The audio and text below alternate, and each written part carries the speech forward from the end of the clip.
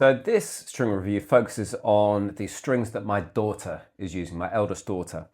So we've kind of been playing around a lot. She's actually fixed now. We've been through a number of rackets. We've been on the Head Gravity, the Head Radical, the Head Extreme, all the MPs. And now we've shifted her across to the T-Fight 300 from Tecnifibre, just because it gives a lot of control, a lot of stability, and it's quite stiff. She's got a single-handed backhand like me, and she's got pretty good mechanics now and can hit the ball out of the sweet spot. So this racket's really fixed for her as being a good racket. What we are doing is we've also gone and said it's a hybrid setup we've got, where we've got a poly in the mains and a multi-filament in the crosses. Namely, we've tried a few different polys, but we've fixed on Solinco Tour-Bite Soft in the mains.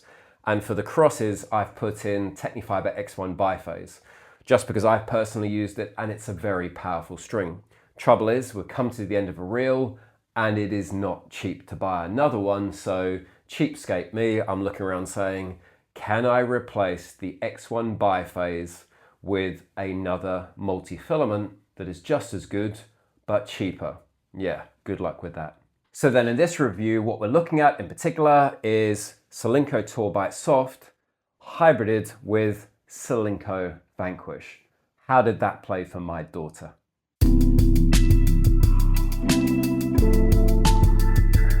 So first off, why did I pick Solinco Vanquish as the first multi-filament to try? Well, quite simply, it's in the Solinco family. She's using Tour-Bite Soft, so I thought, let's use Vanquish and see how that goes.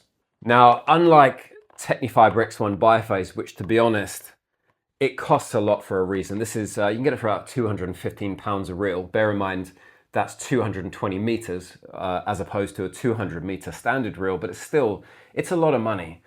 I rate this string so incredibly highly, but it's still a lot of money. My daughter is probably breaking a string every 2 to 3 weeks. So you know what?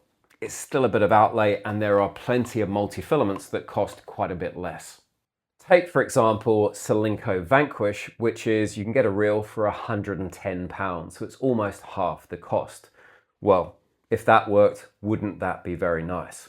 So I kind of have gone over the sort of last, I guess, couple of years, and sometimes I'll string her rackets up. She's always had, at least 2 rackets of the same, where I kind of string up and just test stuff out, where I'll just give her a racket. I won't really tell her what I've done and just say, try that and see what you think. Because I don't want her sort of coming along too much, sort of thinking, why have I done this and what do I expect? And that sort of clouding her judgment. I want her just to say, basically, I either like it or I don't like it. I wanted to go on that very pure subjective journey. So today I did exactly that. I said, try this racket out. And she said, oh, what have you done? Is it new strings? And I was like, well, it is, but I'm not going to tell you what for.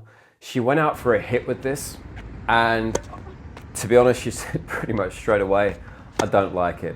I did make a hit with it for a while more, but you know what, I can kind of empathize that sometimes you try a string and it is not right at all, particularly when you've got a setup that you feel is particularly working for you. So why didn't she like this? Number one, she said it felt very unstable. And I think that's related to another thing she said, which is the ball just bounced off this. Whereas I know, having used X1 Biphase, you get great feel from X1 Biphase. So there's no real sort of pocketing.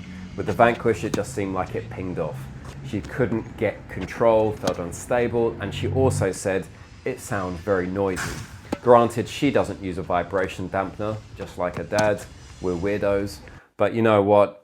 I can kind of appreciate that that's probably a minor point. It's really the control and stability she really didn't appreciate. So what have I learned from this? Well, you know what? I'm already sort of in the back of my mind going, this is going to be really a tough journey.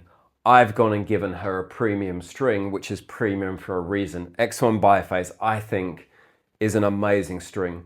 It is probably the most gut-like multi-filament, and frankly, I know personally, natural gut, if you can play with that, then I think you really would. Gives you great feel, great control, great power. It's fantastic. I can't make X1 Biphase last. You'll see it goes all kind of fuzzy. For me, it snaps in 4 hours.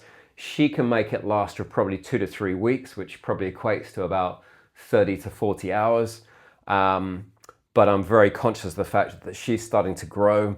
she's going to start snapping this thing pretty quickly. So I would like to find maybe something else, albeit as she does grow, she'll probably move across to a full bed of poly. So what I'm trying to say is, I kind of feel like we've probably got another, I reckon, couple of rackets on the Tecnifibre X1 Biphase reel. We'll try some other stuff out, but honestly, I don't know we're going to find something that gives her what she needs from this. So for the short term, I'm kind of already saying I'm probably going to have to invest in another reel of Tecnifibre X1 Biphase. That said, if it lasts a year, you know what? £215 isn't that much when you're stringing rackets yourself compared to somebody sending rackets off to a stringer for 25 to 30 pounds a time. So what's next?